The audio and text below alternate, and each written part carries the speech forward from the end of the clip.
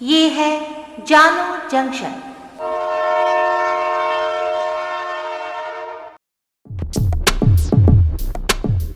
नमस्कार, आज है 28 फरवरी 2022। मैं हूँ पूजा वर्मा और आप सुन रहे हैं जानो जंक्शन पे Hindi news podcast news rail. पहले मुख्य समाचार। यूक्रेन की राजधानी कीव में कर्फ्यू खत्म, पुतिन ने परमाणु सेना को अलर्ट पर रखा। लंदन में योगी आदित्यनाथ के समर्थन में निकाली गई रैली।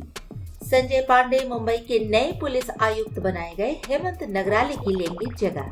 यूक्रेन में फंसे भारतीयों को निकालने के लिए तैयारी पूरी। कांग्रेस को बड़ा झटका, गुलाम नबी आजाद के भतीजे ने थामा बीजेपी का दामन। अब समाचार विस्तार से।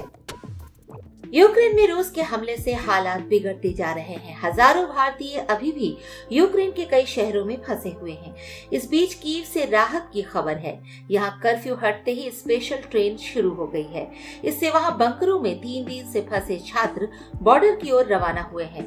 उधर रोमानिया बॉर्डर पर कुछ स्टूडेंट्स को खुले आसमान में 2 दिन बिताने पड़े। इस बीच कीव स्थित इंडियन एम्बेसी ने सोमवार को एक और एडवाइजरी जारी की है। इसमें कहा गया है कि कीव में कर्फ्यू हट गया है। यूक्रेन सरकार ने स्पेशल ट्रेनें शुरू कर दी हैं। ये ट्रेन दोपहर 12:30 बजे रोमानिया बॉर्डर के लिए निकली। बंकर में फंसे स्टूडेंट्स के लिए ये निश्चित ही राहत की खबर है।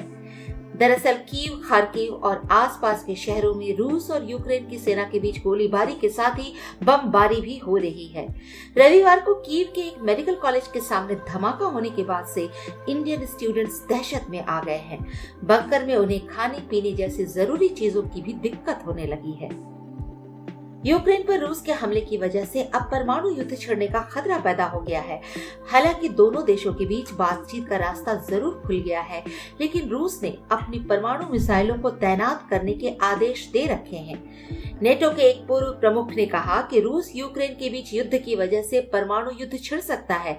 यूरोप के पूर्व नेटो उप सर्वोच्च सहयोगी commander general sir Adrian Bradshaw ने कहा कि अगर रूस के सैनिक नेटो क्षेत्र में कदम रखते हैं तो इसके सदस्य रूस के खिलाफ युद्ध की शुरुआत कर देंगे। दरअसल यूक्रेन के पूर्व में नेटो सदस्य देश मौजूद हैं। ऐसे में अगर गलती से इन मुल्कों पर हमला हुआ तो स्थिति भयावह हो सकती है। अब तक लगभग 1400 भारतीय नागरिकों को लेकर 6 उड़ानें भारत आ चुकी हैं। रोमानिया के बुखारेस्ट से 4 उड़ानें और हंगरी के बुडापेस्ट से 2 उड़ानें आई हैं। ये जानकारी विदेश मंत्रालय के प्रवक्ता अरिंदम बागची से प्राप्त हुई है। उन्होंने ये भी बताया कि हमारे पास मोल्दोवा के माध्यम से एक नया मार्ग है। ये अब शुरू हो गया है। हमारी टीम आपकी सहायता करेगी। हमारी टीमें रोमानिया के माध्यम से भारतीयों को निकालने में सहायता करेगी। यूक्रेन की सीमा से लगे 4 देशों में हमने विशेष दूत तैनात करने का निर्णय लिया है। केंद्रीय मंत्री ज्योतिरादित्य सिंधिया रोमानिया जाएंगे, किरेन रिजिजू स्लोवाक गणराज्य जाएंगे, हरदीप सिंह पुरी हंगरी जाएंगे और वीके सिंह पोलैंड जाएंगे। केंद्रीय मंत्री ज्योतिरादित्य सिंधिया मोल्दोवा में निकासी प्रक्रिया की भी देखरेख करेंगे। विदेश मंत्रालय के प्रवक्ता ने कहा कि भारतीयों को यूक्रेन से सुरक्षित बाहर निकालने के लिए अगर जरूरत पड़ेगी तो हम भारतीय वायुसेना की भी मदद लेंगे। अब बीजेपी और योगी की यूपी में जीत के लिए लंदन में रह रहे भारतीयों ने भी एक नई पहल की शुरुआत की है। यूके में रह रहे भारतीय प्रवासियों ने योगी आदित्यनाथ के समर्थन में एक कार रैली का आयोजन किया था। कार रैली का आयोजन उत्तर प्रदेश की जनता को ये संदेश देने के लिए किया गया था कि वो मुख्यमंत्री योगी आदित्यनाथ के लिए मतदान करें। आयोजकों का मानना है कि योगी आदित्यनाथ ने उत्तर प्रदेश में बहुत विकास किया है। लंदन में रह रहे भारतीय मतदान तो नहीं कर सकते, लेकिन इस एक पहल से वो योगी और मोदी का समर्थन जरूर कर रहे हैं। महाराष्ट्र सरकार ने संजय पांडे को मुंबई का नया पुलिस आयुक्त नियुक्त किया है।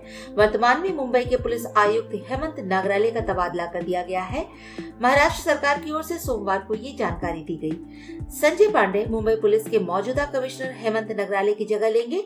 मिली जानकारी के अनुसार संजय पांडे आज यानी सोमवार को ही पदभार ग्रहण कर सकते हैं।